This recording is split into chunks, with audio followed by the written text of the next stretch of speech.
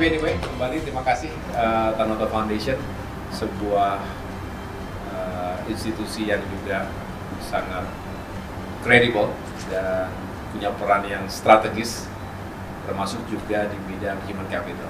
Jadi ketika mendengarkan Tanoto Foundation ingin menghadirkan sebuah program atau acara yang juga inspiring harapannya kepada para penerima scholarships dalam maupun luar negeri, saya selalu punya ketertarikan karena passion saya juga di bidang sumber daya manusia, Bu. Karena I do believe gitu ya, permasalahan Indonesia ini kalau diperas kembali kepada manusianya. Saya punya keyakinan Indonesia itu bisa benar-benar melesat gitu.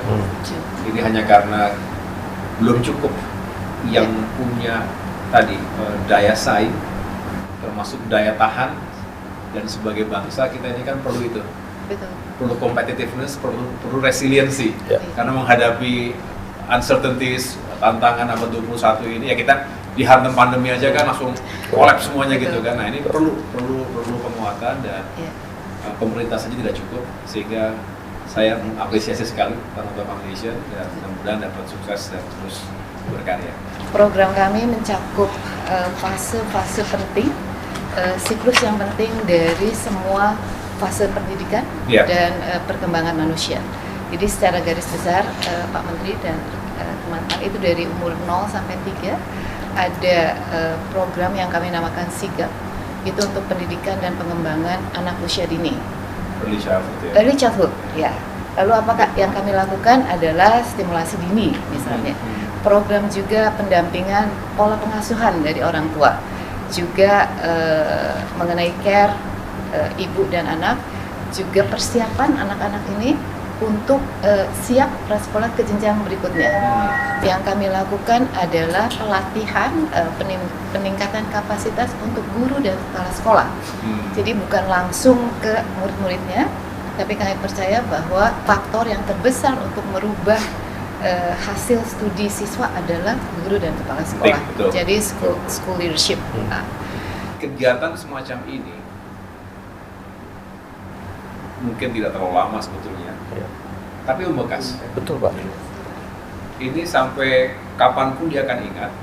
Pernah ada suatu saat sekian hari kita dikumpulkan bersama-sama membahas masa depan mereka, masa depan Indonesia negaranya, dan saling berbagi. Yang paling penting ini kan saling berbagi pengalaman, cerita, bonding, network. Kita tahu lah semua yang sekarang menjadi sangat berharga itu kan networking, Pak, betul. Jadi ini akan terus dan semakin relevan program-program semacam ini. Karena saya berangkat juga dari, ya karena kita militer ya, saya masih Mas Jovan ini kan percaya sekali leadership itu dibangun dari yang begini-begini. Pengalaman lapangan itu nggak tergantikan. Betul, Pak. 1 tahun di kelas dengan 1 minggu di lapangan, beda, pasti yang ikut 1 minggu di lapangan itu. Kalau dikelola dengan baik ya, dibikin itu memang menjadi sesuatu yang meaningful and memorable. Jadi saya sangat percaya metodologi seperti ini. Ada ilmunya, ada pengalamannya, ada bondingnya, ada transfer of experience itu gitu. Jadi saya punya harapan besar ini kalau Tanoto bisa terus menginspirasi yang lain juga begitu ya, akan muncul nanti tunas-tunas yang memang berkualitas gitu. Betul, Pak. Apalagi tadi kan acceptance rate-nya 100%. Iya, Pak. Jadi memang siap kerja. Siap kerja. Jadi nggak cuman dibekali, tapi dia siap gitu. Iya, siap. Social dan soft skills ini seringkali terabaikan dalam sistem pendidikan kita yang mengejar kecerdasan intelektual saja gitu. Padahal begitu masuk ke dunia sebenarnya itu bisa nggak begitu berarti ketika dia kalah sama orang yang lebih komunikatif, lebih fleksibel, lebih responsif dibandingkan dengan yang benar begini. Nah, ini nggak bisa hanya benar atau salah. Nah, yang ini dia bisa lebih reasoningnya dihadapkan dengan konteks ruang dan waktunya gitu. Ini biasanya lebih laku.